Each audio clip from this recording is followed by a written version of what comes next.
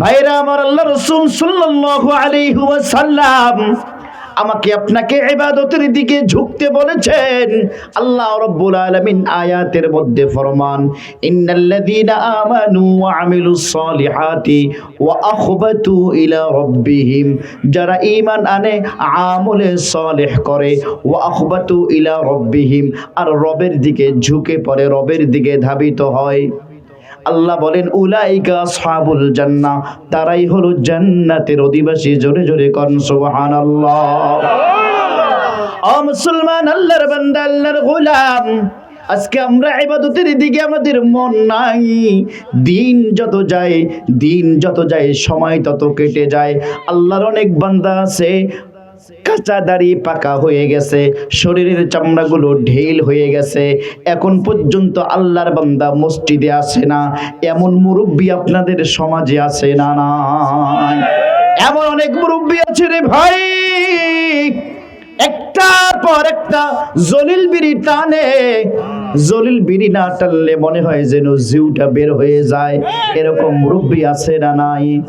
কাশতে কাশতে কাশতে কাশতে মুখ দিয়ে একেবারে অনেকগুলো করে কফ বের হয়। আল্লাহর বান্দা জলিল বিড়ি টানা ছাড়ে না। এইভাবে আল্লাহর বান্দার সময়টা কেটে যাচ্ছে। ছিল সুন্দর সোজা, আস্তে আস্তে বাঁকা হয়ে যাইতেছে। চামড়াগুলো টাইট ছিল, আস্তে আস্তে ঢিল হয়ে যাইতেছে। চোখের পাওয়ার ছিল, চোখের পাওয়ার আস্তে আস্তে কমে যাইতেছে। এরপরেও আল্লাহ রব্বুল আলামিনের দিকে ঝুঁকতেছে না। এই জন্য আল্লাহ রব্বুল আলামিন বান্দাদেরকে ডাক দিয়ে বলেন, ফাইনা তাযহাবুন, এই বান্দারা কোথায় যাওয়ায়, আমার দিকে আয়। ইধর গাহে মদর গাহে না উম্মীদ নিস, সদবার अगर तौबा शिकस्ती बाज आ। এই বান্দা, বারবার তওবা করেছো, তওবা ভেঙ্গেছো, আল্লাহকে বলেছো আল্লাহ আর কোনোদিন বিড়ি খাবো না, তারপরেও আবার বিড়ি খেয়েছো। আল্লাহকে বলেছো আল্লাহ কোনোদিন নামাজ ত্যাগ করবো না, তারপরেও নামাজ ত্যাগ করেছো। আল্লাহকে বলেছো আল্লাহ কোনোদিন মিথ্যা বলবো না, তারপরেও মিথ্যা বলেছো।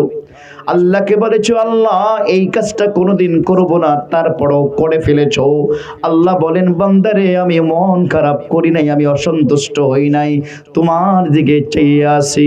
তুই যদি একটা বার তওবা করে আমার দিকে আসা শুরু করো, আমি আল্লাহ তাআলার রহমত তোর দিকে দৌড় দিয়ে চলে যাবে। সুবহানাল্লাহ। এই জন্য মুসলমান, আল্লাহর বান্দা, আল্লাহর গোলাম, আপনাদেরকে লক্ষ্য করে বলছি, আজকে নামাজের দিকে আমাদের মনটা কেন যায় না? কেন ইসলাম মোতাবেক জীবনটা যাপন করতে আমাদের মন চায় না? এর একটাই কারণ হলো, আল্লাহ রাব্বুল আলামিন ছোট্ট একটা গোস্তের টুকরা আমাদের ভিতরে দিয়েছেন। এই গোস্তের টুকরাটার নাম হলো কলব। জোরে বলুন কি? এই গোস্তের টুকরাটার নাম হলো কলব। আল্লাহ রাব্বুল আলামিন কলবটা ঠিক করার জন্য বলেছেন। আল্লাহ তাআলা বলেছেন, আলা বিযিক্রিল্লাহি তাতমাইন্নুল কুলুব। বান্দারা, তোমাদের কলব যদি ঠিক করতে চাও, কলবটা যদি সুস্থ বানাইতে চাও, কলবটা যদি নেককার নেক কাজ করনেওয়ালা কলব বানাইতে চাও, ওই কলবে মাওলা পাকের জিকিরের ধাক্কা লাগাও। জোরে জোরে কোন সুবহানাল্লাহ। ভাইরা আমার, আজকে আমাদের কলবের অবস্থা, কলবের হাল এত খারাপ। তেলাওয়াত ভালো লাগে না, আল্লাহর জিকির ভালো লাগে না, ওয়াজ মাহফিল ভালো লাগে না। আল্লাহর অনেক বান্দা রাতে জেগে জেগে পিকনিকের মধ্যে সাউন্ড সিস্টেম বাজাইয়া, বড় বড় বক্স বানায় বাজাইয়া সারা রাত আল্লাহর বান্দারা গান বাজায়। জোরে জোরে কোন ঠিক কিনা? আল্লাহ রাব্বুল আলামিন কুরআনুল কারীমের মধ্যে ফরমান, ওয়ামিনান নাসি মান ইয়াশতারি লাহুয়াল হাদিসি ওয়ামিনান নাসি মান ইয়াশতারি লাহুয়াল হাদিসি লিইউদিল্লা আন সাবিলিল্লাহি বিগাইরি ইলমিন ওয়া ইয়াত্তাখিযাহা হুজুয়া। আল্লাহ রাব্বুল আলামিন বলেন কিছু মানুষ আছে তারা গানের সামগ্রী ক্রয় করে মানুষদেরকে হেদায়েত থেকে দূরে রাখার জন্য, মানুষদেরকে গুমরাহ করার জন্য তারা গান বাজনার আয়োজন করে। আল্লাহ রাসূল সাল্লাল্লাহু আলাইহি ওয়াসাল্লাম এই জন্য হাদিসের মধ্যে ফরমান, আল গিনাউ ইউমবাতুন নিফাক, আল গিনাউ ইউমবিতুন নিফাক। উম্মতেরা তোমরা তো আজকে সুন্দরভাবে গান শোনো, ভাওয়াইয়া গান শোনো, হিন্দি গান শোনো, বিভিন্ন ধরনের গান বাজনায় অভ্যস্ত হয়ে গেছে গোটা জাতি। আল্লাহ রাসূল বলেন, আল গিনাউ ইউমবিতুন নিফাকি কামা ইউমবিতুল মাউজ যারআ, যেমনি ভাবে ঝর্ণা থেকে পানি বের হয় ঠিক তেমনি ভাবে যারা গান শুনে তাদের কলবের মধ্যে নিফাকি পয়দা হয়, মুনাফিকি পয়দা হয়। জোরে জোরে কন নাউযুবিল্লাহ। ভাইরা আমার, আজকে সমাজের মধ্যে আমরা মিথ্যা মিথ্যা কথা বলতে আমাদের আত্মা কাঁপে না, এত মিথ্যা বলি। বউয়ের কাছে মিথ্যা, ঘর থেকে বের হয়ে মিথ্যা, বন্ধুর কাছে মিথ্যা, মুরব্বীদের কাছে মিথ্যা। এই মিথ্যা কথাটা কোন জায়গা থেকে আসে? মুনাফিকের কারণে আসে। আজকে আমাদের ভিতর আমানতের হেফাজত নাই, আমানতের খেয়ানত করি। কোন জায়গা থেকে আমানতের খেয়ানত করি? এই যে মুনাফিকের জায়গা থেকে। আল্লাহ রাসূল বলেন, উম্মতেরা তোমরা যখন গান বাজনা শুনবা, আল গিনাউ ইউমবিতুন নিফাক, গান বাজনা তোমাদের কলবের মধ্যে মুনাফিকের উৎপাদন করে। জোরে বলেন, মুনাফিকে কিসে উৎপাদন করে? জোরে বলেন, কথা বলেন না কেন, বোঝেন না? গান বাজনা মুনাফিকে উৎপাদন করে। যেমনি ভাবে জমির মধ্যে যদি কোনো ফসল লাগান, জমির মধ্যে যখন পানি দেন, পানির কারণে আপনার জমিনটা উর্বর হয়ে যায়, আপনার জমিনের বিভিন্ন ধরনের শস্য ফল ফলাদি উৎপাদন করে। ঠিক তেমনি ভাবে গানের কারণে কলবের মধ্যে মুনাফিকের সৃষ্টি হয়। আজকে আমাদের সমাজের মধ্যে গান বাজনার সয়লাভ, যেদিকে তাকাবেন গান বাজনা। এই যে আমাদের গভর্নমেন্ট কলেজে সরকারি আজকে র্যাগডের নামে গান বাজনা হচ্ছে। যুবক যুবতী একজন আরেকজনের পিঠের উপর লাফাইয়া উঠে, একজন আরেকজনের ঘাড়ের উপর চড়ে ড্যান্স দেয় আর আল্লাহর বান্দারা গান বলে। এই যে কিছুদিন আগে ফতে আলী খান, এরপরে পাকিস্তান থেকে আসলো, কোটি কোটি টাকার বাজেট, তারা গান গাইলো, কোটি কোটি টাকা বাংলাদেশ থেকে নিয়ে গেল। ভাইরা আমার, আমাদের মধ্যে কোনো অনুশোচনা নাই, অথচ আল্লাহ রাসূল সাল্লাল্লাহু আলাইহি ওয়াসাল্লাম ফরমান, হাদিসটা খুব লক্ষ্য করে শুনবেন রে ভাই। এই হাদিসটা হয়তো বা অনেকেই আপনাদেরকে শোনাই নাই, আমি হাদিসটা ইবারত সহ রিডিং সহ আপনাদেরকে শুনিয়ে দিচ্ছি। পয়গম্বর আলাইহিস সালাতু ওয়াস সালাম ফরমান, ইউমসাখু হাদাল উম্মতি ইউমসাখু মিন হাদিল উম্মতি ফি আখিরিজ Zamani qiradatan wa khanaziran faqala ya rasulullah laysu yashhaduna an la ilaha illallah wa anna muhammadan abduhu wa rasuluhu qala rasulullah sallallahu alayhi wa sallam na'am yashhaduna anna allaha wa rasuluhu wa yusalluna wa yasumuna ولكن يتخذ القيادة والمعازف أو كما قال رسول الله صلى الله عليه وسلم। ভাইরা আমার, পয়গম্বর আলাইহিস সালাতু ওয়াস সালাম ফরমান, শেষ জামানায় কিছু মানুষ থাকবে, আল্লাহ রাব্বুল আলামিন তাদের চেহারাকে কিরাদাতা ওয়াল খানাজিরা, তাদের চেহারা বানরের আকৃতি করে দিবেন, তাদের চেহারা শূকরের আকৃতি করে দিবেন। জোরে জোরে কোন নাউযুবিল্লাহ। ভাইরা আমার, মাইকটা ততটা ভালো না। চেয়ারম্যান মহোদয় বলছেন 11:30টার মধ্যে শেষ। যদি মাইকটা ভালো থাকতো আমি চেয়ারম্যান মহোদয়ের কথা শুনতাম না, একবার 12টা পর্যন্ত 12:30 পর্যন্ত চালাইতাম। কিন্তু আপনাদের মাইক আমাকে সাপোর্ট দিতে পারছে না। দৈনিক মাহফিল, দোয়া করবেন আল্লাহ তাআলা গলাটা ভালো করে দেয়। সবাই বলে আমিন। বোঝা যাচ্ছে তো কথা? আপনাদের খারাপ লাগতেছে?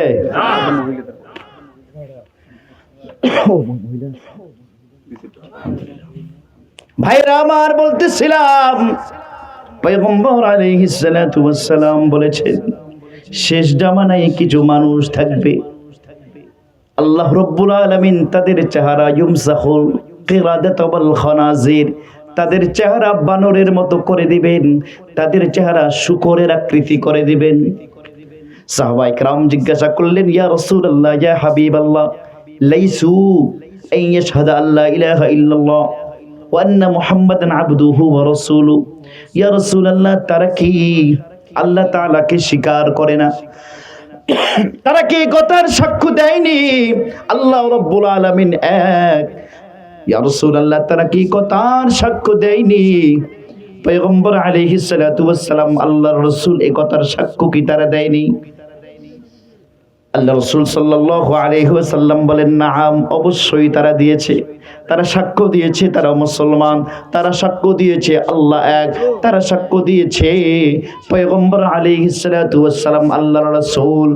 শুধু তাই নয়, তারা এটাও সাক্ষ্য দিয়েছে ইউসাল্লুনা, তারা মুসলমানদের সঙ্গে নামাজ পড়ে।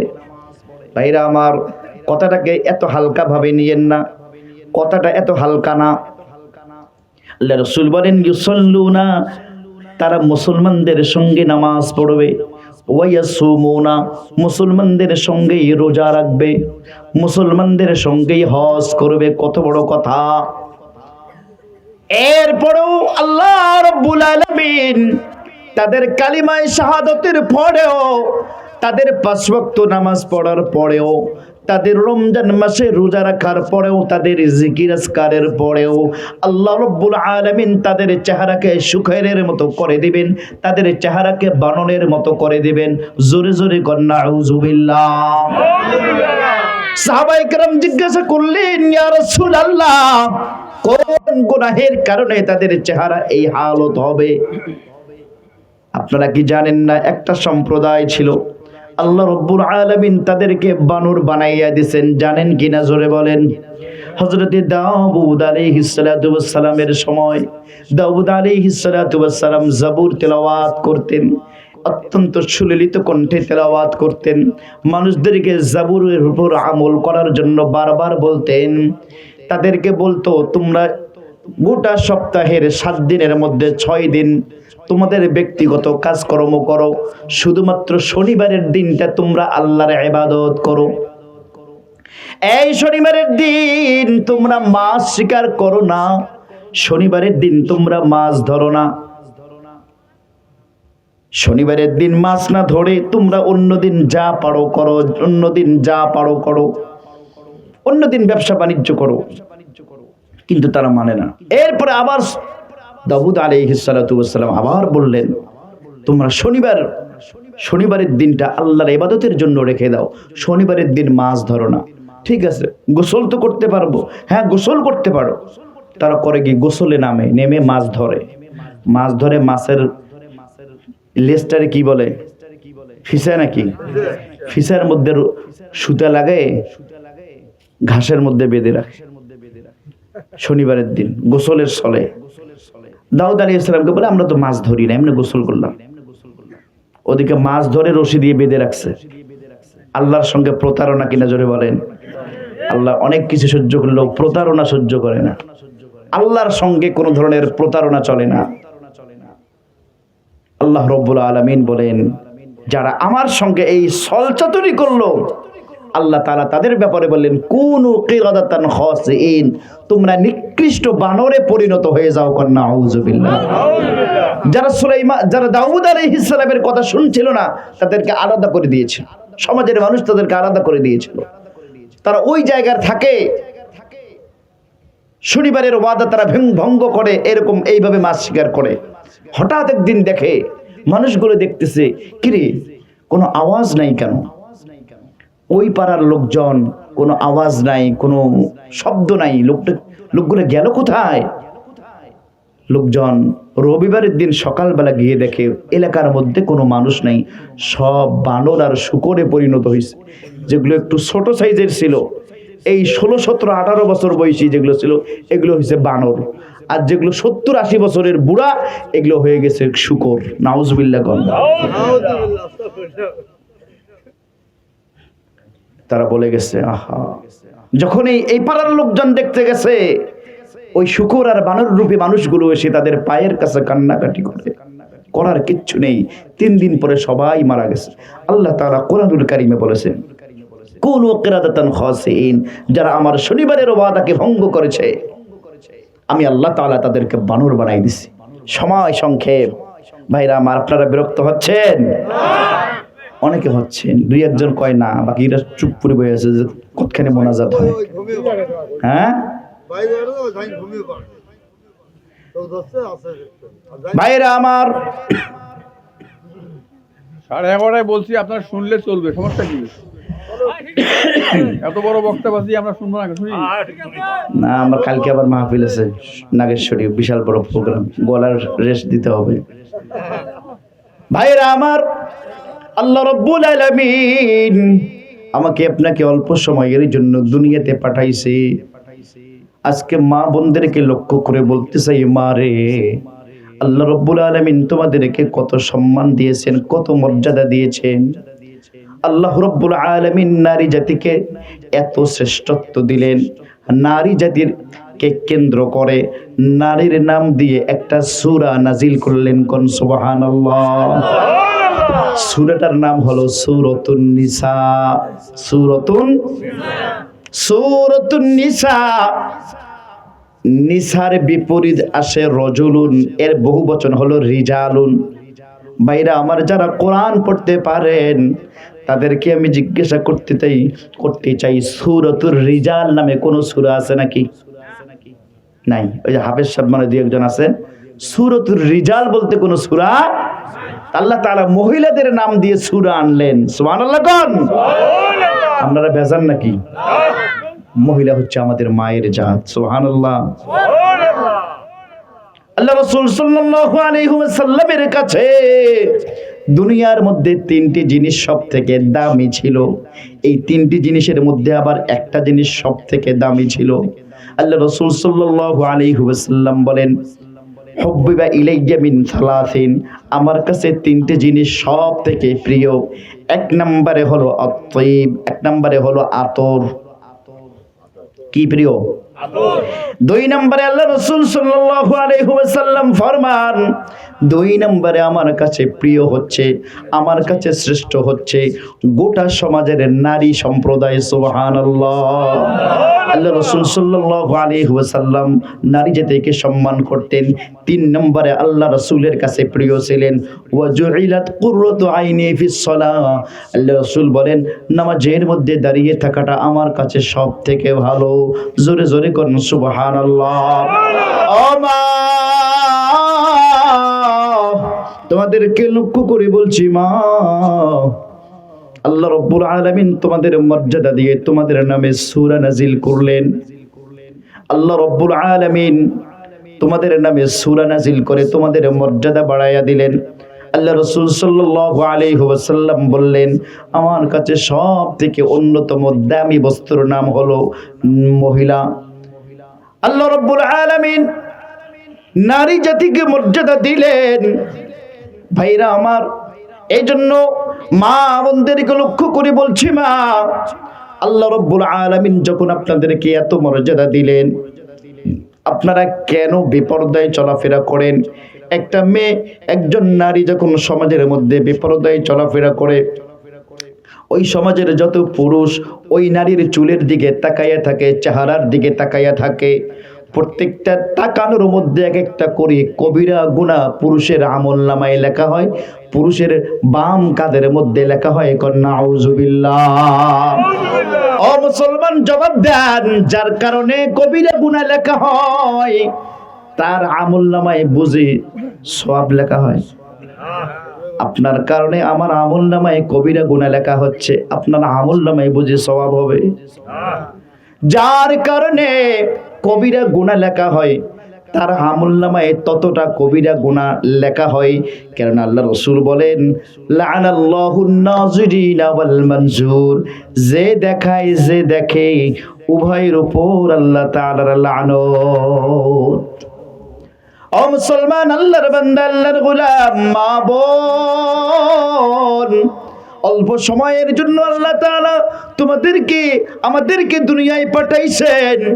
অল্প সময় এই যে একটা রূপ আল্লাহ তাআলা আপনাকে দান করেছেন। আল্লাহ বলেন ইয়াউমা তাবায়াদ্দু বুজুহু ওয়া তাসওয়াদ্দু বুজুহ, কিয়ামতের দিন কিছু মানুষ থাকবে তাদের চেহারা হবে উজ্জ্বল, আর কিছু মানুষ থাকবে তাদের চেহারা হবে কালো কুচকুচে। ইয়াউমা তাবায়াদ্দু বুজুহু ওয়া তাসওয়াদ্দু বুজুহ ফাআম্মাল্লাযীনা আসওয়াদ্দাত বুজুহুহুম আকাফারতুম বা'দা ঈমানিকুম, যাদের চেহারা কালো হবে তাদেরকে জিজ্ঞাসা করা হবে, এই তোমরা বুঝি ঈমান আনার পরেও আল্লাহর সঙ্গে নাফরমানি করেছিলা?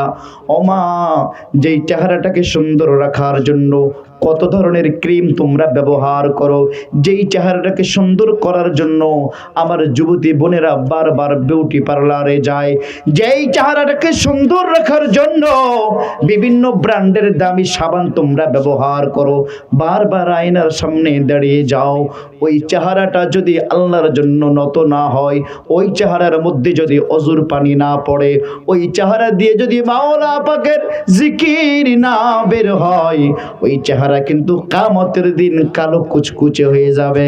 জোরে জোরে কন্না আউযুবিল্লাহ। ও মা, তোমার চেহারা যদি খারাপ হয়, আর যদি তুমি ওই চেহারা দ্বারা মাওলার জিকির করতে পারো, চেহারার মধ্যে অজুর পানি লাগাইতে পারো, আল্লাহর জন্য নত হইতে পারো, খোদার কসম করে বলছি মা, তোমার চেহারা থেকে কিয়ামতের দিন এমন একটা আলো বের হবে রে মা, যেই আলো দ্বারা জান্নাতের গেট দেখা যাবে।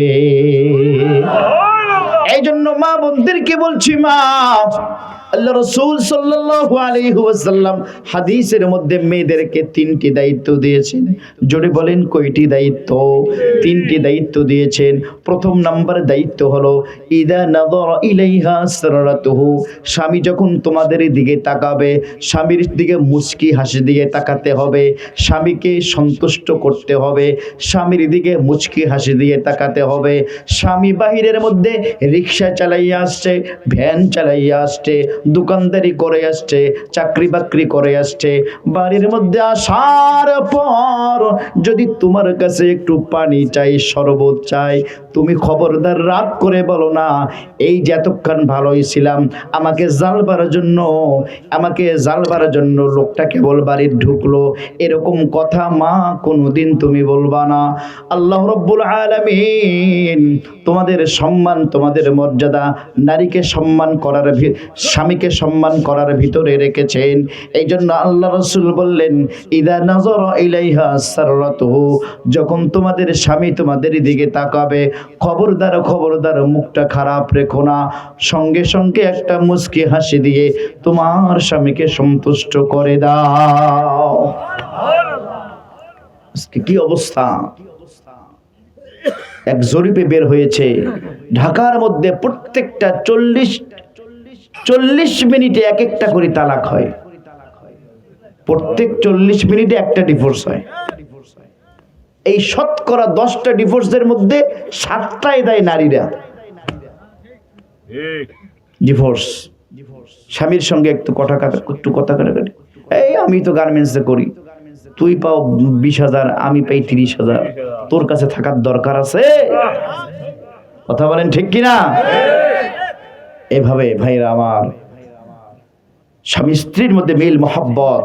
আল্লাহ রাসূল বলেন খায়রুকুম লিআহলিহি, তোমাদের মধ্যে সেই উত্তম যে তার বউয়ের কাছে উত্তম।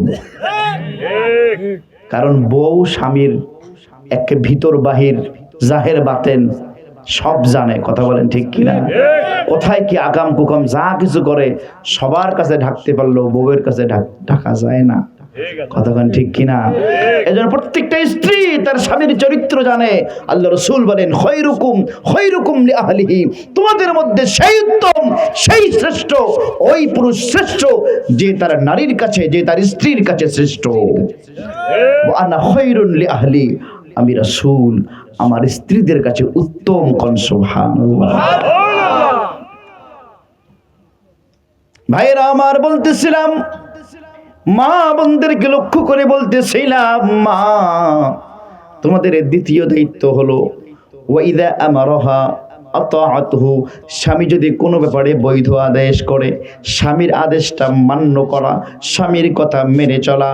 ওয়া ইযা গাবা আনহা হাফিজাতুহু, তোমাদের স্বামী যখন বাড়িতে থাকবে না, স্বামীর অবর্তমানে নারীরা স্বামীর অবর্তমানে স্বামীর মালের হেফাজত করবে, ঘর দুয়ারের হেফাজত করবে এবং সর্বোপরি নারী তার ইজ্জতের হেফাজত করবে, সৌন্দর্যের হেফাজত করবে। জোরে জোরে বলেন ঠিক কিনা?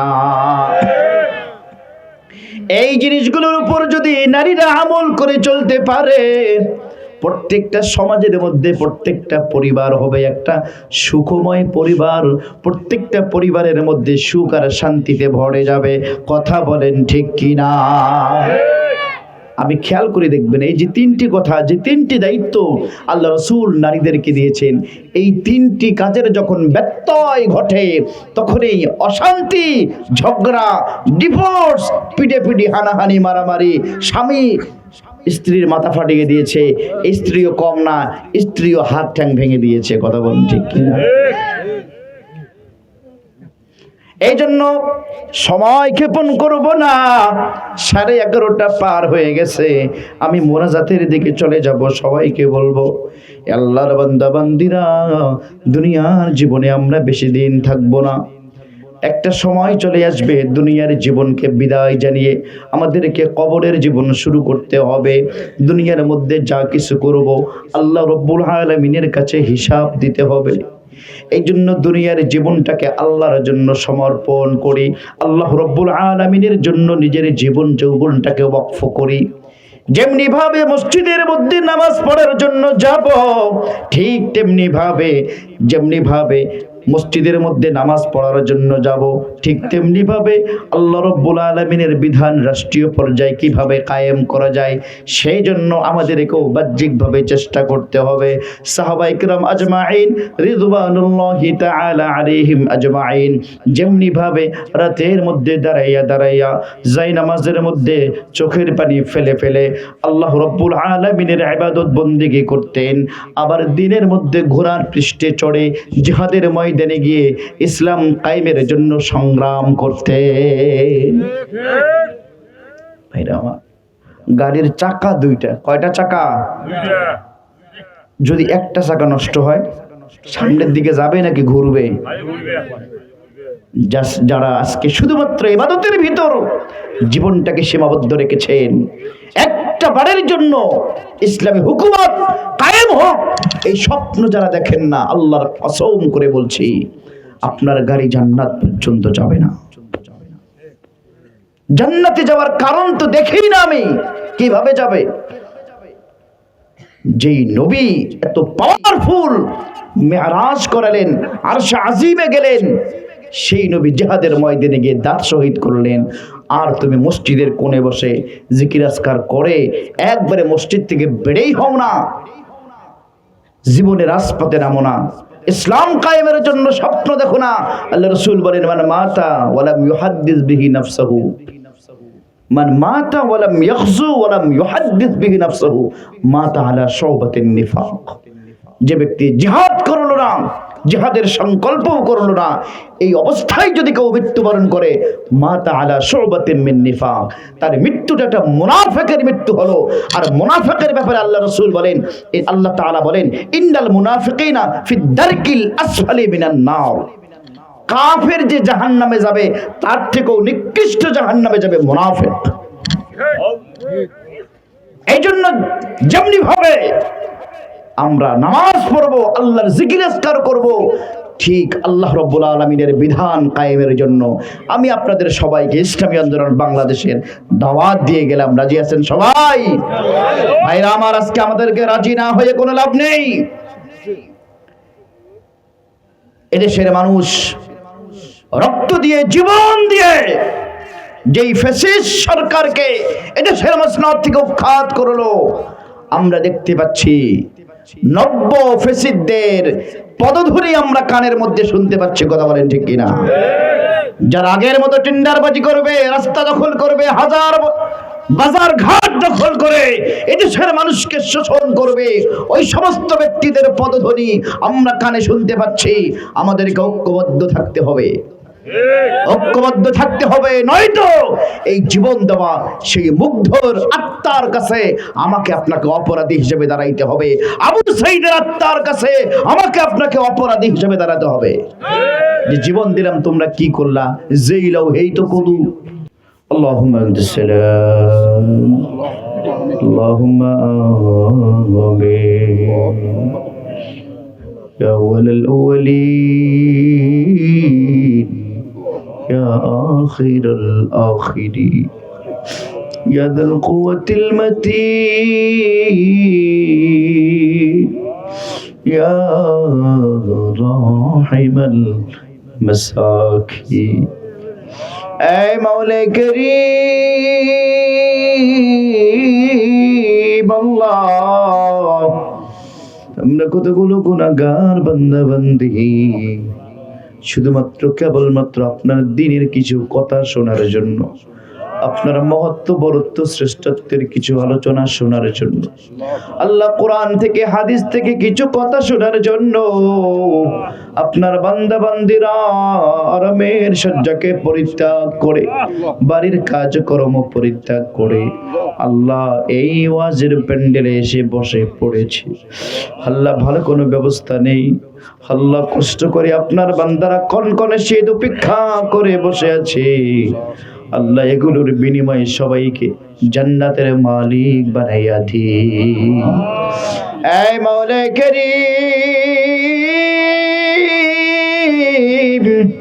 আল্লাহ, হাত উত্তোলনের পূর্বে সূরাতুল ফাতিহা, সূরাতুল ইখলাস, দরুদ ইস্তিগফার পড়েছি। আল্লাহ খাস করে কবুল ও মঞ্জুর করে নিন। আল্লাহ কবুল করে নিয়ে সওয়াবগুলোকে বহু গুণে বাড়াইয়া মরহুম মনসুর আলীর রূহ মুবারকে পৌঁছাইয়া দিন। আল্লাহ আজকের ওয়াজ মাহফিলের যাবতীয় সওয়াব, আল্লাহ যাবতীয় নেকি মরহুম মনসুরের রূহ মুবারকে পৌঁছাইয়া দিন। আল্লাহ আজকের মাহফিলে যারা সার্বিক সহযোগিতা করেছে আল্লাহ সকলের যাবতীয় সহযোগিতা কবুল ও মঞ্জুর করে নিন রব্বুল আলামিন। খাস করে অত্র ইউনিয়নের মুহতারাম চেয়ারম্যান মহোদয় আলহাজ আব্দুল বাতেন সরকার এই মাহফিলের জন্য অনেকক্ষণ যাবৎ কষ্ট করেছেন।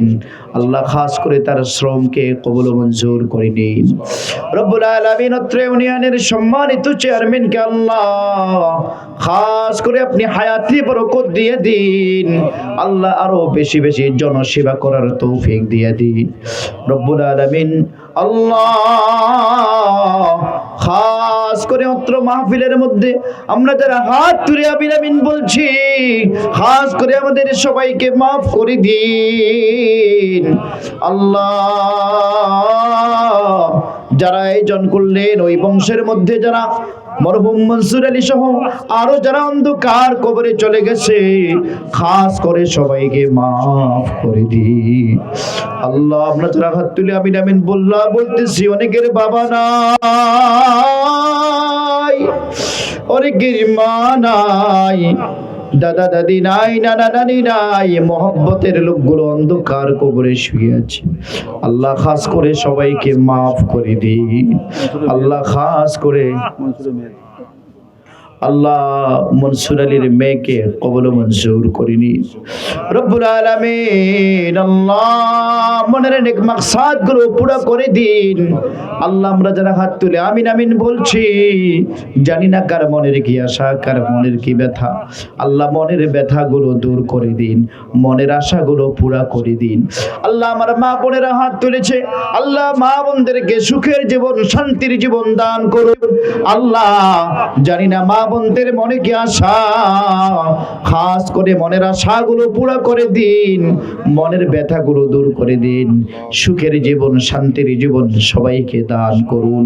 অত্র এলাকার মধ্যে যত বেকার ভাই আছে আল্লাহ তাদের কর্মসংস্থানের ব্যবস্থা করে দিন রব্বুল আলামিন। আল্লাহ কত ভাই আছে বাড়ির মধ্যে যুবতী মেয়ে বিয়ে দিতে পারছে না, আল্লাহ খাস করে উত্তম পাত্রের ব্যবস্থা করে দিন। কত বাবাজি আছে ঘরের মধ্যে যুবক ছেলে বিয়ে দিতে পারছে, আল্লাহ উত্তম পাত্রীর ব্যবস্থা করে দিন রব্বুল আলামিন। আল্লাহ অত্র এলাকার মধ্যে যত কবর আছে আল্লাহ প্রত্যেক কবরওয়ালাকে মাফ করে দিন আল্লাহ। প্রত্যেকটা কবরের সঙ্গে জান্নাতের সংযোগ করে দিন মাওলা কারীম। আল্লাহ আমরা যারা হাত তুললাম আমাদের মধ্যে যারা রোগাক্রান্ত আছে রোগ ব্যাধিগুলো দূর করে দিন। সুখের জীবন শান্তির জীবন আমাদের সবাইকে দান করুন। সর্বোপরি আজকের আয়োজনকে কবুল করে নিন আল্লাহ। আজকের আয়োজনে যারা সার্বিক সহযোগিতা করেছে সকলের আয়োজনে বরকত দিয়ে দিন আল্লাহ। সকলের কামাইতে বরকত দিয়ে দিন আল্লাহ। যার যে সমস্যা আছে সমাধান করে দিন আল্লাহ। কেউ যদি ঋণগ্রস্ত থাকে ঋণ পরিশোধের তৌফিক দিয়ে দিন আল্লাহ। কেউ অভাবগ্রস্ত থাকলে অভাব অনটন দূর করে দিন আল্লাহ।